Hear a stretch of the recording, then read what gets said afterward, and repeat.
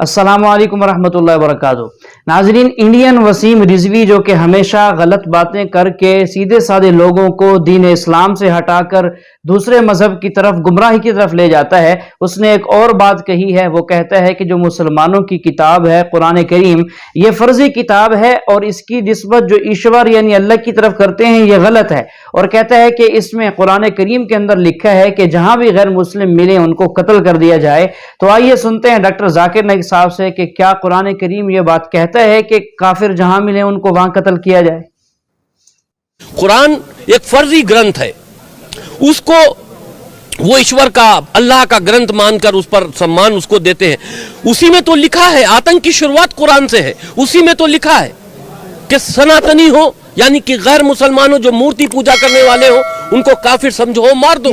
और मैं ये भी जानना चाहूँगा, जब मैंने इस्लाम के बारे में जानना चाहा तो मैंने इस्लाम के बारे में कुछ जो भी जाना तो उसमें मुझे कहीं ऐसा लगा कि ये सच नहीं हो सकता।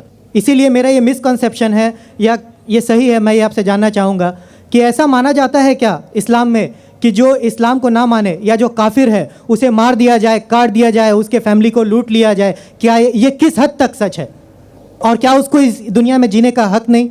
माशाल्लाह भाई साहब ने बहुत अच्छा सवाल किया। वो कहता है कि मुझे ये गलत फहमी है और लगता है कि गलत है कि इस्लाम में काफिर को मार देना चाहिए, काट देना चाहिए। आपको कोई भी मुसलमान ने मारा या काटा है ना? आप माशाल्लाह सही सलामत है, अल्हम्दुलिल्लाह। आपको किसने मारा, काटा?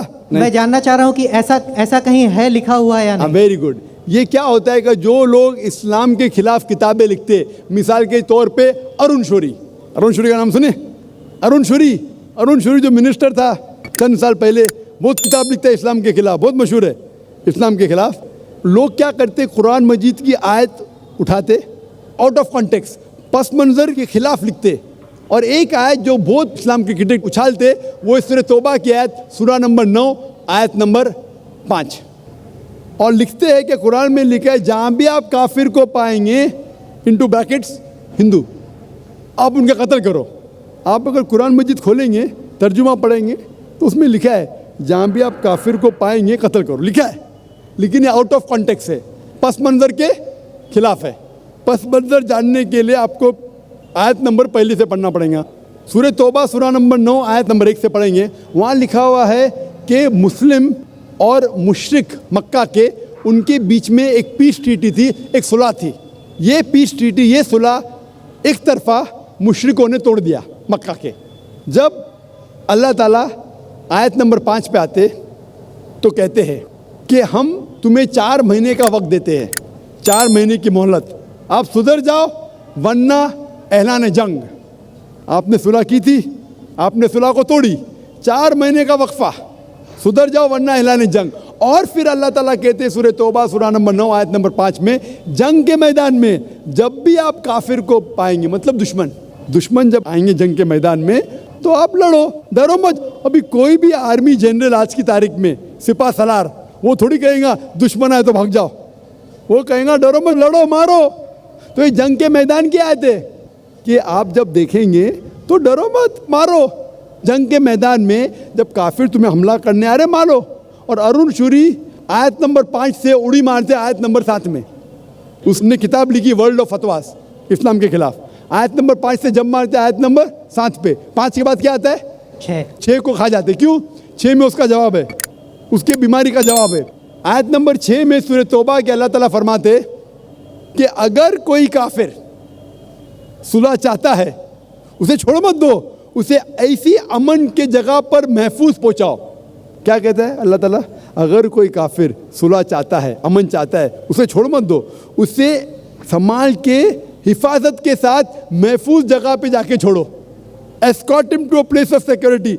आज का सिपा सलार सबसे दयालु क्या बोलेगा? दुश्मन को जान दो। यहाँ अल्लाह ताला कहते सिर्फ छोड़ो मत, ऐसी जगह पे लेके जाओ हिफाजत के साथ जहां वो महफूज है। समझ रहा? तो ये कुरान की आयत है। तो इन लोग पसे मंदर के खिलाफ कोट करते, और जहाँ भी जिहाद की आयत है, जंग के मैदान में जब आप मिलते गैर मुस्लिम से, वो आपको कत्ल करना है, कत्ल करो। उसके बाद फौरन आप पढ़ेंगे सूरह अनफाल सूरा नंबर 8 आयत नंबर 60 के बाद 61 में लिखा है अमन बेहतर है। महाभारत में कत्ल करने के कितने श्लोक आते? कितने? हजारों, कुरान से कई ज़्यादा। तो महाभारत जानते हैं आप ना? जब मैं हिंदू से पूछता हूँ महाभारत में झगड़ने के कितने, लड़ने के कितने श्लोक है, तो वो हिंदू मुझसे कहता जिहाद के है, खिलाफ मैं कुछ नहीं कह रहा, क्योंकि हमारे धर्म में भी धर्म युद्ध है। सुनिए मेरी बात ना, धर्म युद्ध है बराबर। तो हिंदू मुझसे कहता है ये जो धर्म युद्ध है क्या है, बातिल के खिलाफ है, वो बातिल को झगड़ने का लिखेला महाभारत में। तो मैं कहता हूँ कुरान में भी वही लिखा है, किसका कत्ल करो, जो धर्म के खिलाफ है। आप समझे ना, धर्म युद्ध मतलब हक और बातिल के खिलाफ झगड़ा। तो बातिल को कत्ल करने का लिखा गया महाभारत में, वही लिखा है कुरान में। और भगवत गीता, भगवत गीता जानते, सबसे ज्यादा पढ़ी जाने वाली किताब भगवत गीता। श्री कृष्ण अर्जुन को सलाह देते हैं। अब जब भगवत गीता पढ़ते हैं, चैप्टर नंबर 1 भाग नंबर 1 श्लोका नंबर 42, 43, 44, 45, उसके अंदर अर्जुन कहता है, झगड़ा होता है अर्जुन पांडवास और कौरवास। पांडवास 5 भाई, कौरवास 100 भाई। अर्जुन जंग के मैदान में हथियार को जमीन पे रखता है और कहता है मैं जंग के मैदान में निहत्था मरना पसंद करूंगा बनिस्बत अपने रिश्तेदार से झगड़ा करूं।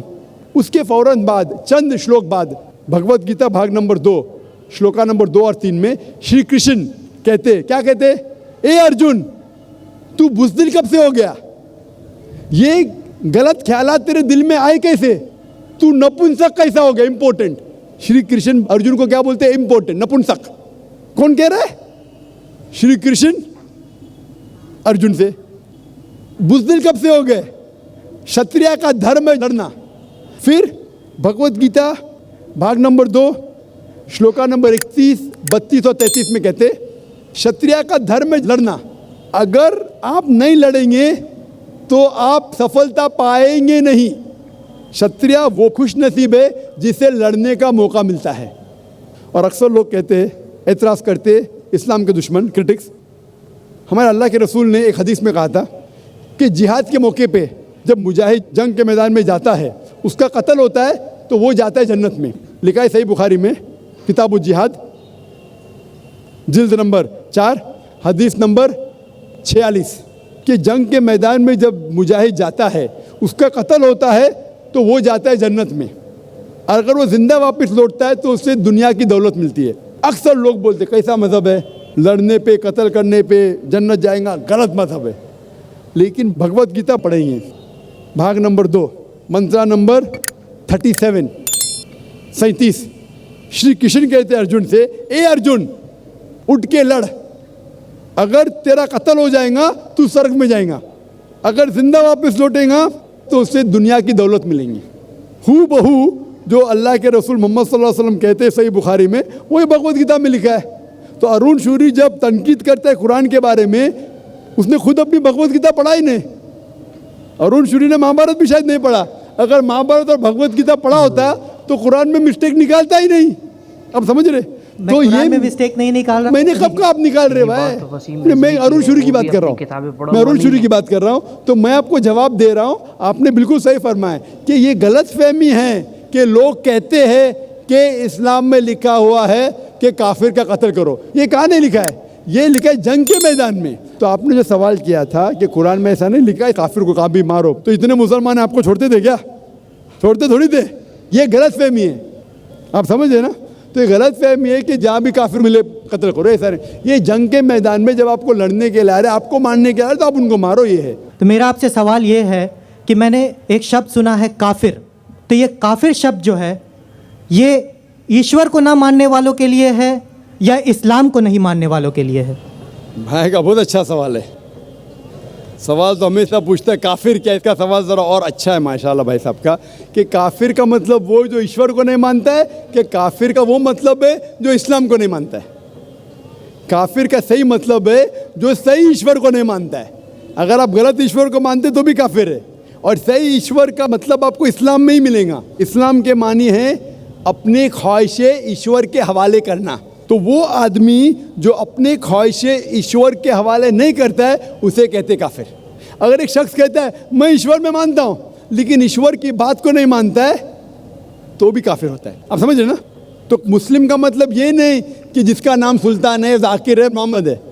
मुस्लिम का मतलब वो शख्स जो अपने सारे ख्वाहिशें ईश्वर के हवाले करता है, उसको कहते मुस्लिम। और जो अपने ख्वाहिश ईश्वर के हवाले नहीं करता है और कहता है कि ज़रूरत नहीं है, उसे कहते काफिर। तो अगर आप कहेंगे क्या मैं ईश्वर को मानता हूँ, बुत परस्ती नहीं करता हूँ, लेकिन फिर जो ईश्वर का कहना नहीं मानते और बोलते ज़रूरी नहीं है, तो उसे कहते कुफ। कुफ अरबी लफ्ज़ है जिसे कहते छुपाना, टू कंसील, या रिजेक्ट करना, नहीं मानना। तो अगर आप ईश्वर की बात को भी नहीं मानते तो भी आप काफिर हो जाते। आप मतलब कोई भी शख्स ना, नाम चाहे अब्दुल्ला हो, सुल्तान हो, राजेश हो या रामू हो, कुछ भी हो, अगर वो ईश्वर की बात को झुटलाता है, रिजेक्ट करता है, उसे अरबी में कहते हैं काफिर। बेशक